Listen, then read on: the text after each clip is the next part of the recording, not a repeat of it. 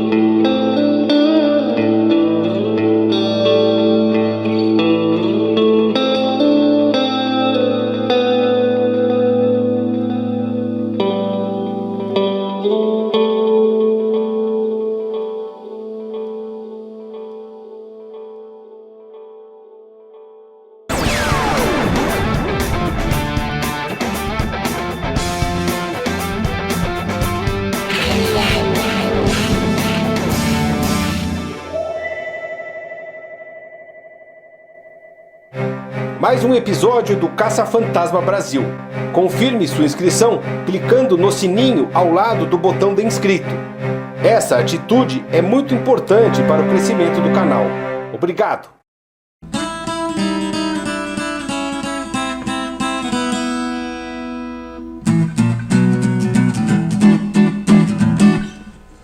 Graças a Deus. Pega, se sair tu verde, tu me chama. Então, ótimo, gente. Então, sejam bem-vindos ao Museu de Arte Sacra do Maranhão, certo? Meu nome é Denise, eu sou arte educadora em formação, tá? Ainda concluindo o curso de artes visuais e medio aqui no museu, né? Então, eu vou ajudar vocês aqui a conhecer um pouco do acervo e mostrar e de repente falar alguma coisa que eu escuto de pessoas que falam de, sei lá, de energias, de alguma coisa, mas... Então, diretora, muito obrigado, viu, pela autorização. Muito obrigado. Né? O Museu de Artes Sacras, ele nos recepciona com esse belo painel que nos mostra que, independente de religião, de civilização e de tempo, a humanidade ela sempre tentou, sempre buscou representar artisticamente, materialmente aquilo que se acredita, né? Então, o divino, ele é universal e o Museu de Arte Sacra está voltado ao sagrado da Igreja Católica, certo? Sim. Então, vamos avançando. O aparelho já tocou. Foi eu. Só podia tocar aqui, né, meu amigo? Só podia tocar aqui. Só podia. Vai mais de trás? Salve, salve, salve. O Senhor Deus do céu e do universo. Tocou aqui no mestre, João. Nossa. Querido. Claro que todo mundo tem uma fé, né? Eu tenho Nossa mesmo. fé é nele, né? Tá, querido, eu vou por ti. É a nossa... Foi a primeira visão da roda foi ele, né? Aos 6 anos. Amado. E a partir daí que ela começou a ver, né? Ó, viu agora? Ó, aqui no pezinho, salve. Deve ter sofrido muito, né? Aqui não toca. Ali mais perto da passagem, da janela para a porta, não toca?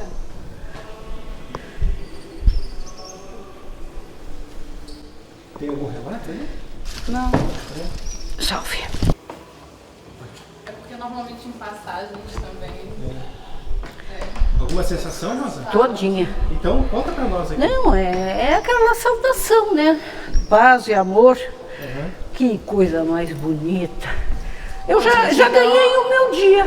O Museu de Arte Sacra, ele conta a história da cidade a partir dessa arte, né? Que foi muito disseminada no mundo no período da colonização, porque de onde vinham essas grandes navegações, a igreja ela estava sempre dentro, né? Então, trazendo a história para o Maranhão em 1530. Boa parte do território maranhense ele já estava sendo colonizado por portugueses, já estava sob domínio português. É relevante falar que os jesuítas vieram com os portugueses, né, ao Brasil. Mas no que seria aqui a futura São Luís, a ilha, eles não conseguiram chegar, né? Então isso deu margem para os franceses chegarem primeiro. Então aqui é Daniel de Latouche, foi ele quem veio comandando essa expedição com mais de 500 colonizadores franceses em 1612, tá? E junto nessa caravana, os padres franciscanos Yves Devray e Claude d'Abbeville, que é o autor do livro que narra a história dos padres capuchinhos por aqui, e é onde a gente encontra o registro da primeira missa de ocupação francesa aqui na ilha, que é aquela calcogravura, que é uma gravura em metal, certo? Que ilustra um trecho do texto que fala que os indígenas e os franceses fincaram os estandartes pelo amor e pela cruz e não pela força, né? Essa música, ela tá aqui. Você pode colocar talvez na legenda como parte do acervo. Ah, perfeito. Entendi. É porque ela é um canto gregoriano, um canto que foi utilizado nessa ocasião da missa. Então tem a tradução, tem aqui as notas musicais, então acho que não teria grandes problemas. Ah, perfeito. Então esse é Luís IX, ele era o rei da França no período. João tocou no Rio da França. Ele virou santo. Quer ver? Ué, tocou, vocês viram, né, gente? Agora não tocou mais. Tá, pode, por favor, continua. Por favor, continua. Então, ele virou santo por conta de sua benevolência, virou São Luís, rei de França, e o nome da cidadela, né, ficou em homenagem a ele. E ele é padroeiro daqui até hoje. Nossa. Tu viu que tocou, né?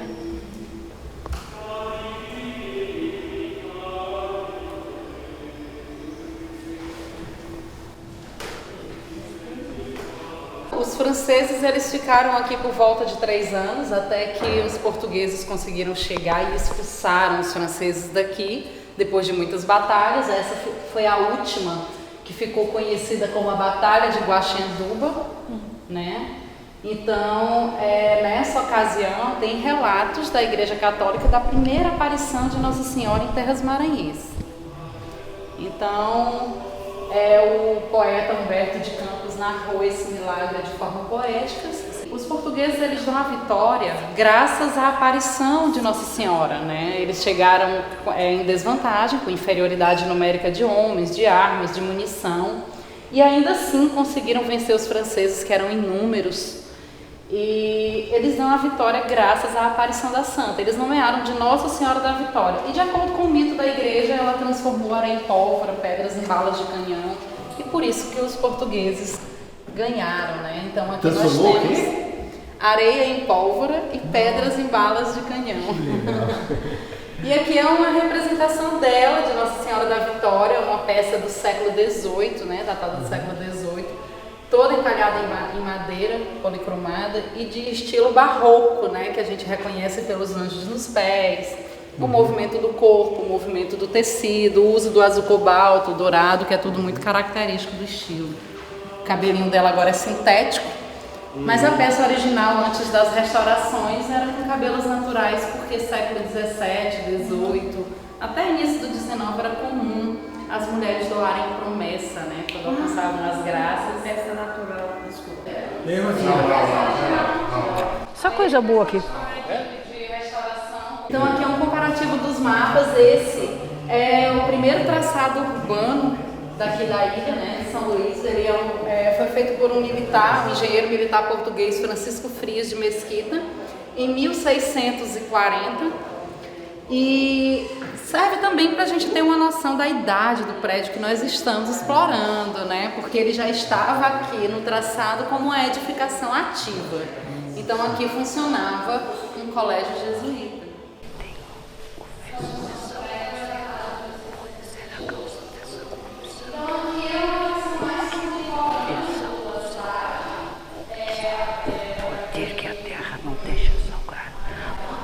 Cristo, nosso Senhor, falando com os pregadores, sois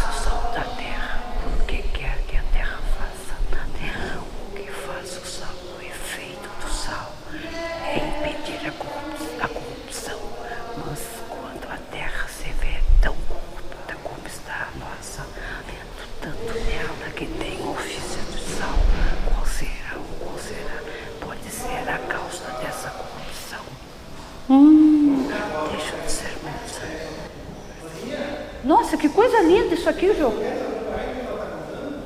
Desculpe, eu estou sentindo a coisa boa aqui. Tá, Só um pouquinho. Olha que coisa... Vamos acompanhar, né? Conta para nós, Rosa. Olha isso aqui. Olha que coisa linda. Por que as religiões trabalham com sal? Isso aqui vai ter uma boa explicação. Só que cada um traduz e faz da sua forma. O Padre Antônio Vieira ele foi muito conhecido mundialmente, né? Ele embasa ainda muitas pesquisas, Em algum momento da história da literatura a gente se depara com o Padre Antônio Vieira. Ele deixou um legado aí, ele era contra a escravidão indígena, né? E também não dava muita ousadia para a oligarquia. E dentre os escritos dele, os mais famosos são realmente os sermões, onde ele critica mazelas sociais de uma forma muito atualizada, né? No Sermão de Santo Antônio aos Peixes, que é datado de 1654, ele já criticava a corrupção dentro e fora da igreja, né? Então... Não, mas quem que lê para vocês verem tudo como é bonito, gente? Ai, botar um gago para ler, vamos embora. Vamos lá. Vós, diz Cristo, nosso Senhor, falando com os pregadores, sois sal da terra, porque quer que façam na terra o que faz o sal. O efeito do sal é impedir a corrupção, mas quando a terra se vê tão corrupta como está a nossa, havendo tantos nela que têm ofício de sal, qual será ou qual pode ser a causa desta corrupção? Ou é porque o sal não salga, ou porque a terra não se deixa salgar? Nossa, olha que lindo, gente. O que tu sente aqui, Rosa? Tu veio e parou aqui. Qual é a sensação? De verdade, sabe? Isso está muito atualizado. Foi feito em 1654, e eu não estou falando só da corrupção da igreja, como ele estava cantando, mas da corrupção geral. Isso aí cabe nos dias de hoje. Muito. Rosa, tu está sentindo uma energia boa aqui? Muito boa, muito gostosa. Tanto é que a única coisa, eu senti, mas isso aqui me chamou, sabe quando disse, lê isso aqui, Rosa. Eu não sou de ler muito, mas sabe quando disse, nossa, está atualizado isso aqui, muito atualizado. Esse padre é iluminado. Foi iluminado, né, gente? Para fazer uma coisa que de 1600 para 2019, gente, é impressionante a gente que entende a sensibilidade e a percepção desse padre. Muito bonito, muito bonito. Essa é a peça mais antiga do museu, né? Ela tem mais de 360 anos. E ela veio justamente na missão da primeira Companhia de Jesus a vir para cá, em 1652. Então foi justamente a missão de Padre Antônio Vieira, Padre Manuel de Lima. É um santo relicário, né, que tem uma grande importância para a Igreja Católica por guardar relíquias sagradas. E o relicário dele, aqui no peito dele, ele traz com ele restos mortais do próprio santo, né, pedaços de ossos de São Bonifácio. Eu não conhecia. Então, junto com ele veio de Santo Alexandre. Na época o território era Maranhão, Grão-Pará, mas aí na divisão dos territórios, Santo Alexandre ficou no Pará, está lá guardadinho na igreja que leva o nome dele. E São Bonifácio ficou aqui. E um estilo bem diferente de escultura. Ele é um soldado romano, né? Um santo italiano. Que coisa, gente, que coisa. Aprendi uma lição. Um período em que as proporções eram exploradas de forma diferente, né? Sim. Baixinho. É, isso mesmo. Eles estão lacrados, a energia está presa. Então, como eu falei para vocês, aqui no prédio funcionou um colégio jesuíta. Então, quem eram os professores aqui, os mestres eram os padres jesuítas, os alunos eram os filhos dos colonizadores, que aprendiam aquelas disciplinas, né, teologia, filosofia, matemática, línguas, humanidades, essas coisas. Mas a igreja ela sempre se utilizou da imagem enquanto linguagem, desde a época medieval, é um período que poucas pessoas liam e escreviam. Né? Então, a arte ela sempre serviu de facilitador da compreensão de passagens bíblicas, né? E também de homenagear personalidades da igreja. Aqui na escola tinha uma oficina de arte e os padres jesuítas eram mestres altamente qualificados na arte da marcenaria, da carpintaria, do entalhe, da pintura, da escultura. E aqui, quem aprendeu essa técnica com eles foram os indígenas. Que legal.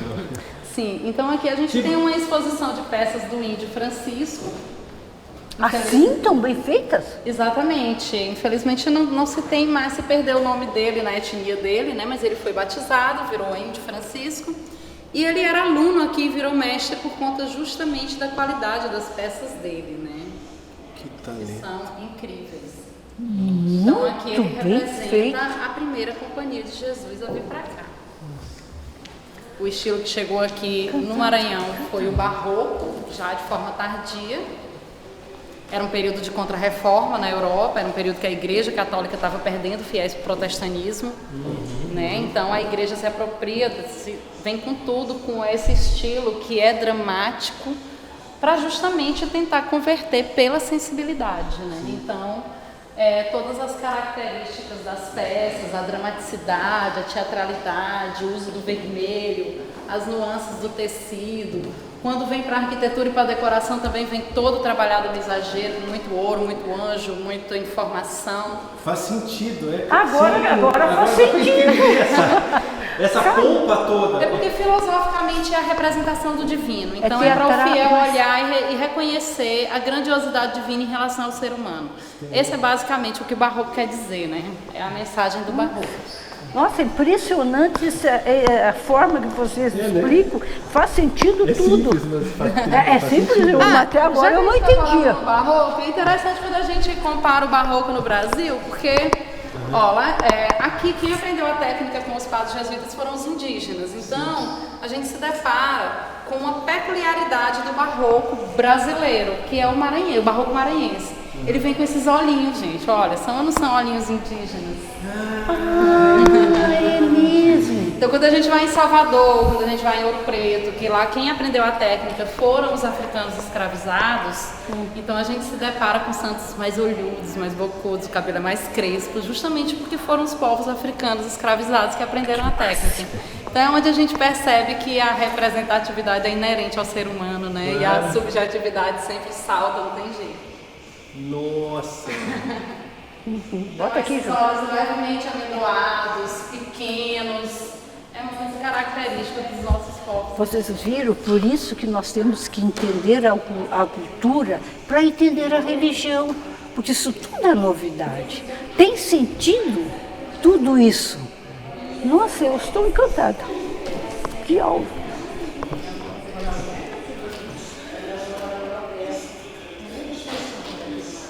Estou encantada. Por isso que eu tenho a descendência. Eu já reconheci os olhos aqui. Ah, é isso mesmo. A avó dela é indígena. Ah, é? Os olhos. É mesmo. São olhos puxados, levemente amendoados. É muito característico Viu? do barroco maranhense. A gente só encontra aqui. Nossa, que coisa. Então todas essas peças elas foram construídas aqui, né, nas E oficinas que funcionavam na escola. Aqui especificamente são peças de roca, são as imagens que são feitas em madeira, mas elas são ocas por dentro. É um período em que a igreja precisa fortalecer os laços com os fiéis, ainda reflexo da Contra-Reforma, precisa desenvolver santas mais leves para levar a liturgia para a comunidade através dos movimentos de procissão. Então, começam a desenvolver essas, né? Que elas são de madeira também, são esculpidas, mas elas são ocas, para ficarem leves. E aqui é uma representação de Nossa Senhora, que é a Nossa Senhora da Boa Viagem, e aqui Santa Efigênia, que foi a primeira mulher negra a ser convertida ao cristianismo. Ela é uma princesa etíope do século I, ela foi canonizada muito tempo depois, mas ela é padroeira da Etiópia, na África, e é a santa protetora dos lares e dos desabrigados do mundo inteiro. Né? Então aqui é São Pedro, que a igreja reconhece como o primeiro Papa.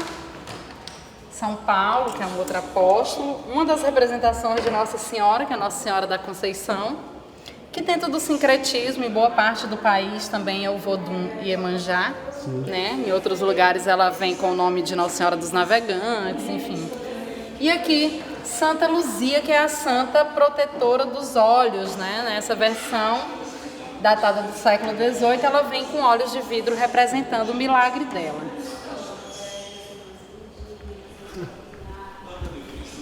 coisa, gente, que coisa. A história de Santa Luzia é bem dramática. Eu conheço a Santa Luzia, a gente qualquer... Não, vamos rezar para Santa Luzia arrumar teu olhinho. Por isso que tem muitas clínicas de óleo em Santa Luzia, muitas óticas. Eu não sabia. Ó, esse eu sabia. Qual é a história dela? Você pode contar rapidamente? Aos 14, na adolescência, ela prometeu a castidade dela a Cristo. Sim. Né? Vamos aqui para perto dela, que é bom olhar para os olhos dela. Então, na adolescência, ela prometeu a castidade dela a Cristo. A família já tinha prometido ela em casamento. Essa é uma das versões, né? Certo. Essa versão eu aprendi com a minha avó. Então vamos para a tua avó. Então, a família dela já tinha prometido ela em casamento. Era período de Inquisição e nós mulheres sofreríamos todas as atrocidades por qualquer deslize. Ela se recusou a casar com ele e ele, para mostrar para a sociedade, dar uma satisfação e para mostrar para as outras moças que isso não se faz, ele sacrificou os olhos dela com adagas quentes, né? Então ela ficou completamente cega. Então o milagre dela é a partir daí, porque depois os olhos dela ficam mais brilhantes e ela passa a enxergar além do que se vê, né? E se torna a santa protetora dos olhos. Eu sabia, eu sabia. Maravilha. Agora é uma das versões, tem outras versões também. Sim, claro. Vou guardar meu aparelhinho, porque eu vou enfiar minha viola no saco. É muito... Pode, querida. Tem vários. Desligar o aparelho. Nossa, é muito louco, Rosa, então, uma sensação chama a gente. Não, eu tô com a sensação de, nossa Então, senhora. conta aqui. Aquela sensação antes, amigos, de criticar qualquer coisa, qualquer religião, qualquer coisa, aprenda sobre o porquê e a forma que está sendo colocada. Esse ensinamento eu entendi muito mais que quando eu estudava para freira. Muito mais. É uma escola jesuíta, né? Bom, aqui são todas santas de roca, que são as santas que foram utilizadas nas procissões, né? São as santas leves. Infelizmente, num período mais sombrio da história da igreja, né? O clero se envolve em corrupção e também descobre que dentro desses buracos, né? Dentro das santas, também cabia pedras preciosas, dinheiro, e as santas viraram durante um período verdadeiras ferramentas de corrupção, de contrabando, de sonegação de imposto. É de onde vem a expressão santas do pau oco, né? Ah, sim, esse ditado eu também conheço. Eu acho também que todo mundo já mandou alguém ao quinto dos infernos, mas o quinto não é um lugar, era o imposto, era o imposto imperial que a igreja, né, tinha se negado a pagar e tratou logo de demonizar. Certo. Bom, Santa Bárbara, também dentro de um estilo, né, do estilo barroco, eu gosto muito de falar de Santa Bárbara aqui, porque é um período em que a gente não pode passar pela arte sacra sem falar no sincretismo, né? Então, dentro do sincretismo é o Vodun Yansan, a rainha dos raios e das tempestades. Século XIX foi um período em que o período escravocrata veio com tudo, né? No final do século XVIII, início do século XIX, ainda estavam vindo muitos africanos escravizados de várias partes da África, e cada um com sua cultura e com sua fé, e que eram completamente negado esse direito de exercício dessa fé. Então, eles se apropriaram, né? Os africanos escravizados se apropriaram de elementos da Igreja Católica para poder exercitar, né? Para poder cultuar os seus voduns, os seus orixás, os seus iquis. E então, mesmo dizendo e reafirmando que eram católicos, né, não podiam adentrar as igrejas da elite. E é onde surge a Igreja do Rosário dos Pretos em boas partes das cidades históricas. Ô, João, ela falou na avó dela, eu vou contar uma história. A minha avó, a minha bisa, se veio de geração em geração. Para mim ficou na metade, mas eu mantenho ela. Uma oração de temporal, vocês lembram? Esses temporais, a minha mãe dizia, vamos rezar. Santa Bárbara levantou, seu bordão na mão tomou, com Nosso Senhor encontrou. Nosso Senhor perguntou, Bárbara Virgem, onde vais? Senhor, eu vou ao céu, abrandar esses trovões que tão fortes estão, miserere nobis. Isso aí é meta-adoração, mas só porque tu falou na sua voz. Então é uma coisa que cada geração, cada cultura, cada época traduz a sua crença de uma forma diferente, né? Nossa! Aqui é a vitrine original da Casa Paulo Barros. Era uma casa de artigos religiosos daqui de São Luís do século XIX. Eles que pertenciam a uma família muito influente, tanto político como economicamente, aqui em São Luís, chamada Colares Moreira, né? A família Colares Moreira. E eles eram merchants também, vendiam arte em geral, pintura, escultura, gravuras, enfim, espelhos. E tinha como público-alvo a elite da época, né, do século XIX, que encomendavam, por exemplo, as porcelanas parisienses, né, que é um objeto muito típico da nobreza desse período. Então, ela era exposta assim, né, com todos esses santos. A elite também encomendavam os oratórios, né, com santos de madeiras mais nobres, com pinturas banhadas a ouro, ou com matérias-primas vindas de outros continentes, como é o caso dos santos de marfim. Então, quanto mais suntuosos fossem esses oratórios, mais poder aquisitivo tinham essas famílias, né? Era a ostentação mesmo. Né? Sim, era um período que a mulher não estudava, ela tinha que ser religiosa e prendada, então era muito comum no quarto da filha, no quarto do casal. Nos grandes casarões também tinha essa segregação, tinha a sala de reunião feminina, a sala de reunião masculina. Na nossa, sempre tinha. Não tinha janela. Pelo contrário, tinha muitas janelas. Muitas janelas e portas, porque ela precisava ser vigiada. Já no interior de Minas, uma imagem do Santo do Paulo. Sim. Além dessas que tinham um buraco na estrutura aqui, tem esse outro modelo do Santo do Pau Oco, né? Que, ele vem cortado, então eles retiravam, colocavam as pedras preciosas dentro, né? E fechava novamente. Isso ia e vinha nessas grandes navegações, ia com pedras, voltava com areia, para não mudarem o peso, perceberem o peso, a diferença no peso. E ninguém ia revistar santo, ninguém podia. Ninguém podia mais, Deus o livre. Passaporte diplomático. Né? Que agora é passaporte. Tá em moda assim. Agora é passaporte diplomático. Pegou lá. As pedras grandes ali que botaram no navio, né? Para levar para Portugal. Daqui levava o ouro e lá fazer as pedras, né? Quebrou a perninha. Aqui era o frontão da Capela de Santiago Maior. Foi a primeira igreja, foi a primeira capela que ia ser construída com capital privado. O capitão José Salgado Sá Moscoso, que fazia parte da elite daqui do século XVIII, ele mandou construir em promessa o próprio dinheiro dele, né? Mesmo ele deixando a fortuna para a família cuidar, né? Ninguém ligou e ela teve que ser demolida porque corria risco de desabamento, né? Por falta de manutenção. Antes de ser demolida, ela ainda abrigou um hospício aqui por 2 anos, mas infelizmente não resistiu. Então é uma pedra de Lióis, né? Uma espécie de mármore português, que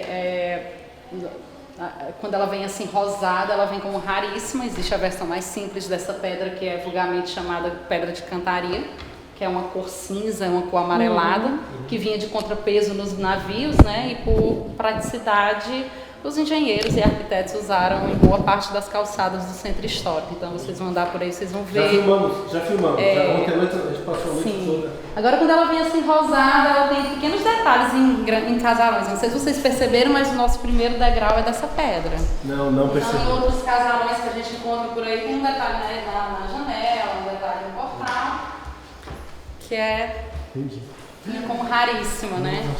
Então aqui também é um santo do Paulo, é um santo de roca, é uma representação do julgamento de Cristo, é o Bom Jesus dos Martírios. Né? Uma peça provocativa, curiosa, porque é datada do século XIX e vem com uma negritude, né, na pele que chama atenção, porque imaginar que essa peça participa de procissões, a gente imagina adentrando aquela elite branca. Deve ter dado o que falar, né? Num período em que o Cristo era muito representado, branco dos olhos azuis ainda, apesar do regionalismo já estar iniciando na arte. Mas faziam do Cristo também o santo do Paulo? Santo do Paulo. Botava, esse é o santo do Paulo. mas para botar... Com a mesma estrutura. Botar contrabando? Não, porque isso é um contrabando, né? Sim. Que tristeza. Não escapou nenhum santinho. Não escapou ninguém, minha filha. Nem o chefão. E aqui é Santana Mestra, ela é mãe de Nossa Senhora, avó de Jesus Cristo. E quando ela vem assim com Maria Criança e o livro, ela é chamada dessa forma, né? Quando ela vem representada sozinha, ela é Santana ou Santa Ana. E ela é a santa protetora dos avós, né? E também dos letrados, porque dizem que ela era das poucas mulheres que liam e escreviam no tempo de Jesus. É uma peça belíssima, é uma peça única, toda esculpida, de estilo barroco também. É de madeira, parece pedra-sabão, mas é madeira, e apesar disso, essa cadeira parece que é acolchoada, né? Então, É a nossa santa, avó. Você abençoou, nós somos. Pois é, essa é a protetora dos avós. É a nossa santa. A nossa santa. Olha, eu vou dizer uma coisa para vocês. Quanto mais se sabe, menos se conhece. Porque cada hora, cada lugar tem coisas tão distintas que a gente fica surpreso e encantado. Esse museu, venham ver as histórias, para vocês entenderem a ligação que ela falou há pouco sobre as imagens, sobre as cenas de teatro que eles passavam nas imagens, sobre as diferenças dos olhinhos. Isso é muito importante. Bom, aqui a gente tem uma rica exposição de objetos de metais nobres da liturgia católica, né, em metais nobres, prata, bronze, ouro, pedras preciosas, que em algum momento dos séculos participou de rituais, celebrações, missas na igreja da Sé, na Catedral da Sé, na igreja de Nossa Senhora da Vitória, que é a igreja aqui do lado do museu, né? Sim. Então, desde a segunda metade do século XX, boa parte delas estão aposentadas, mas as custódias aqui, os ostensórios ainda saem. Ainda saem. E também os vasos catecúmenos que já saíram, né, para as missas importantes que vem chegando aí de Semana Santa. E essa bandeja aqui, querida, faz favor. É uma espátula. Na verdade, o objeto é a espátula, né? A espátula. Que é a... Pra óssea, né? Sim. Eu fui coroinha. O Andrei sabe falar mais que eu. Não, eu estudei na freira Eu entendo a metade muito eu dos não objetos sabia. da liturgia católica, né? Mas Não. é importante. A Rosa estudou pra freira, eu fui E a coroinha, metade tá? disso aí eu não sabia, Não querida. tem problema. Bom, destaque para os lampadários também, né? Que são escândalos de lindos feitos em prata. Um escândalo mesmo. Que coisa. Essas peças, elas hoje foram substituídas por LED, né? Porque a igreja está moderna. Mas no século XVII, XVIII, XIX, eram essas peças que dentro de um revezamento Isso aqui são precisavam ser coroas? mantidos com a vela acesa, né? Sim, Então, o vidro vermelho lá em cima é para mudar o tom da luz e representar o sangue de Cristo. Isso aqui é coroa, aquelas E coisinhas? ficava em cima dos santos. Tá. Então, para quem não sabe o que é a adaga que queimou os olhos de Santa Luzia, é esse objeto. Que é muito típico do século XIX, é um objeto que serve, todas as famílias tinham materiais variavam entre madeira e metais nobres, né? Quanto mais elaborados, mais poder aquisitivo tinha. Mas é uma peça utilizada para abrir correspondência. Nossa Senhora. Não, e a cor do fundo também, sabe, valoriza, né? Muito bom. Bom, aqui é o restante da coleção de arte sacra em metal, do Museu de Arte Sacra do Maranhão. Então são peças de origem italiana, vieram com os padres capuchinhos lombardos de Milão, da Itália, de presente para a cidade de Grajaú, que é uma cidade a aproximadamente 700 quilômetros daqui. Né? Então eram objetos artísticos e de devoção também, né? Eram utilizados para catequização. São braços também, quando as crianças se engasgavam, a gente dizia São Brás. Olha, São Brás aqui. Sim. Então, esses bustos em cima, eles são bronze, né, banhados a ouro, e representam os primeiros papas que nós tivemos no mundo, né? São Pedro, São Leão I, São Pius V, São Gregório Magnus. E aqui alguns mártires também importantes, né, para a Igreja Católica, feitos em bronze. Que lindo. Aqui são peças de origem portuguesa e fazem parte do conjunto da festa do Divino Espírito Santo. É uma festa tradicionalíssima aqui no Maranhão, tanto comemorada pela Igreja Católica como pelos terreiros também sincréticos, né? As religiões de matriz africana que são sincréticas, como a Umbanda, a Mina, também comemoram a festa do Divino Espírito Santo. Só assim, eu acredito que alguém vai fazer essa pergunta. O que é sincretismo? Para pessoal que às O vezes sincretismo foi justamente aquilo que eu expliquei utilizando Santa Bárbara, que foi quando os africanos escravizados, para poder exercer a sua fé, se apropriaram de elementos da Igreja Católica, né, para cultuar os seus voduns. Porque essa pergunta vai vir naturalmente para nós, e antes que faça eu já peço para quem entenda, quem entende de fato, né, João? Era a forma deles poderem rezar, né? Cultuar suas divindades, com certeza. Porque era demonizado pela Igreja Católica. Sim, até hoje, né? Até hoje. Agora já não é mais só pela Igreja Católica. Não mesmo. Esse menos pela Igreja Católica. Menos, é isso mesmo, a Igreja até aceita mais. Tem quem mexa mais, tem quem... Quebre. Então aqui é quando a arte ela já se populariza, já não dá mais para enquadrar dentro de um estilo artístico. E também percebemos claramente que o domínio técnico já não é mais a grande preocupação desses artesãos, né? Então a gente percebe Olha, que tocando aqui, ó. São Sebastião completamente representado de várias formas e materiais distintos. Esse aqui quem é? É uma representação também do julgamento de Cristo. Em outros lugares ele vem com a pilar. Quando ele vem amarrado assim, normalmente tem uma pilar. Eu acho que não foi reproduzida na restauração. Tocou aqui. Então, final do século XIX, início do século XX, é um período que o regionalismo foi com tudo na arte, né? Então a gente encontra aqui uma Santana Mestra, a voz de Jesus Cristo, completamente indígena, olha que fofura. Nossa, que fantástico. Adoro essa peça. Então, ela vem aí com a Maria Criança e o livro, né, completamente indígena, bem como José também, que a gente reconhece pelo cajado, pai de Jesus, que é um cacique, tem até cocá. Que fantástico. Então é um período também em que as representações dos santos vão sendo alteradas, né? A gente encontra um Santo Antônio Negro, Santa Luzia, que é a santa protetora dos olhos, que no século XVIII era muito representado com olhos de vidro, já vem com influências mais espanholas, mais ciganas, de outros povos, e também vem com os olhinhos dela no prato, com óleo, né? Aqui é uma representação de Santa Luzia, aqui é outra. Os olhos no prato, né? Sim, tem representando o Olha aqui, João. Eu boto na direção dessa estátua o aparelho toca. E o que isso toca em qual sentido? Toca energeticamente, simbolizando a fé das pessoas nesse santo, que é Cristo, né? Sim, né? Toca porque de fato, todo mundo vira e mexe e confia em ti, meu amigo. Tocou 2 vezes. Espero que tu tenha... Sim, tu tá filmando. Isso, vamos mudar o mundo, né, meu querido? Por amor, que você morreu por amor. E é isso que você quer que todos nós façamos. Salve, meu mestre. Que lindo, João.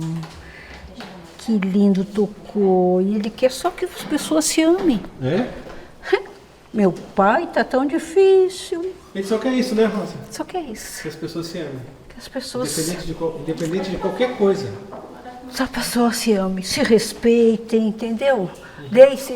Mas no sentido, quer dizer, dá limite à pessoa, mas amar. Eu acho que ele está falando, que ele tocou aqui, para dizer que as religiões se unam. No mínimo se respeite, né? Porque o que estão fazendo aí é um crime de... Né, meu amigo? Parou de tocar, ó. Recado foi dado. Oi, salve. Vamos continuar. Isso é o que eu traduzo do Senhor.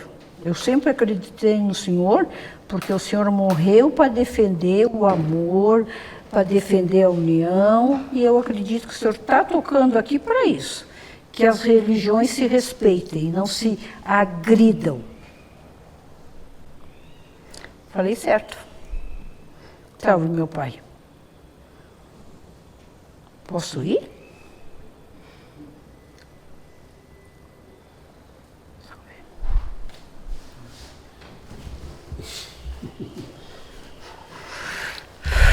Eu ia falar aqui. Tá aqui agora.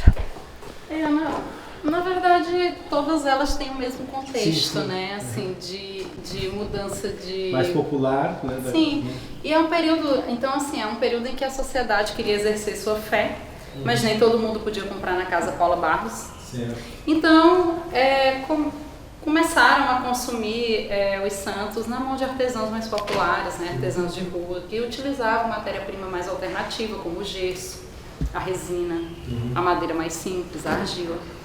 Então é um período em que a sociedade ela começa também essa questão da representatividade mais forte, né? A gente percebe santos com traços negroides mais apurados, né? Com a trança, com o nariz mais largo, a boca carnuda, que denuncia que o artista era negro e tentou representar seu povo a partir do santo.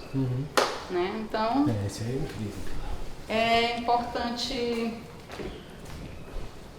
falar também que no início do século XX as grandes obras de arte elas já eram assinadas pelos artistas, né? Mas quando trazia para a arte sacra popular, então o anonimato era absoluto, porque justamente, infelizmente ainda nesse período a igreja não ia entender determinadas manifestações, né? Como a avó de Jesus Cristo indígena. Acho que isso não ia dar muito... Olha, eu não vou dizer para vocês porque eu respeito o João. Salve o mestre. Saúde, claro. Saúde, mestre. Rezo, salda, ele vai. Olha aqui já. Até pelo contato que existiu, né? A gente, para nós isso é... Cara, todo mundo tem a sua fé. A gente é Amado. Tu é amado. A gente segue isso de que nós estamos fazendo aqui, na verdade, é isso. É seguindo o que acredito que ele passou para nós, que é ajudar a encaminhar essas almas que a gente encontra, né? Levando para onde é melhor para elas, sem nós julgar o que elas aprenderam, ou a fé, ou o que aconteceu. A nossa parte não é julgar, é dar esse impulso dentro da nossa... Fala mais ou menos. Não, Bom, então o nosso passeio ele termina por aqui. Eu espero que eu tenha contribuído. Que vocês muito tenham querida, gostado. muito Assim, claro. no nosso muito... canal, as pessoas que são muito elogiadas são os guias e os historiadores. Né? Tem legal. vários que nos acompanharam e que, como você também, né? Eu tenho certeza que o pessoal vai te elogiar bastante, né? Pelo conhecimento e também, diretora, posso filmar só um pouquinho? Parabéns pelo museu, pela apresentação que está, pelo cuidado. Sabe, para nós foi muito importante entrar no Museu de Arte Sacra, que representa muito do nosso lado, né, do lado sobrenatural. A gente já entrou em vários museus, muitos tem artes sacras também, né, mas esse muito em especial também, até porque aconteceu para nós agora uma coisa muito importante, tem alguns relatos que a gente sabe, né, que o pessoal falou, que aparece isso, aquilo, mas é normal, né, Rosa? Muito normal. Aqui, Nada, João, nada de negativo, nada. Até porque essas imagens, elas foram criadas para a fé. Certo. Então, quando tu está desesperado, porque geralmente a gente só procura Deus na hora do desespero, antigamente as pessoas tinham uma fé agora, mas todas elas, mesmo no passado como no presente, a fé é importante. Então, eles são símbolos. E uma coisa que eu vou dizer para vocês, porque eu vou ter que soltar minha linguinha um pouquinho. Gente, é um símbolo. E desse símbolo a gente conecta, porque nós somos razão e emoção, somos forma. Então nós precisamos conectar com formas. Eu olho, eu relaxo. A hora que eu relaxo, a conexão com a força maior entra e pode sair por vários, pela intuição, pela paz, pelo amor. Então o símbolo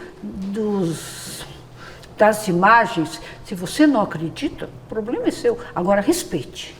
Porque vocês viram a explicação que foi dada, que eu nem vou entrar em pormenor, porque eu me cantei e achei assim, nossa, eu estudei para freira e não sabia disso aí. Os olhinhos japoneses, os olhinhos de indígena, aquilo tudo. A nossa amiga é indígena, mostra o olho. Quem é que era indígena? Eu filmei. A filmou? Então. Não, é incrível mesmo, o olho é bem. Minha avó. Então vocês percebam que o que ele quer é muito pouco, mas ninguém consegue fazer, é tão difícil. Eu sempre digo, se você não consegue amar o teu semelhante, respeite, trate bem para ser tratado. Porque essa competição, esse jogo, destruir o outro para se autoafirmar, não façam isso. E eu acredito que nenhum devoto de Jesus Cristo faz isso. Só que às vezes está meio desestruturado emocionalmente, está crise de raiva, está crise de tomar aquilo não sei o quê, mas se trata que tu vai voltar para o caminho dele. Então, muito obrigado. Foi um prazer ser você. Nossa, eu não tenho palavras para agradecer para você, para a menina, para você que nos acompanhou. Foi muito gratificante, entendi muito mais. Espero que você aproveite muito bem, porque o João vai botar na íntegra. Claro.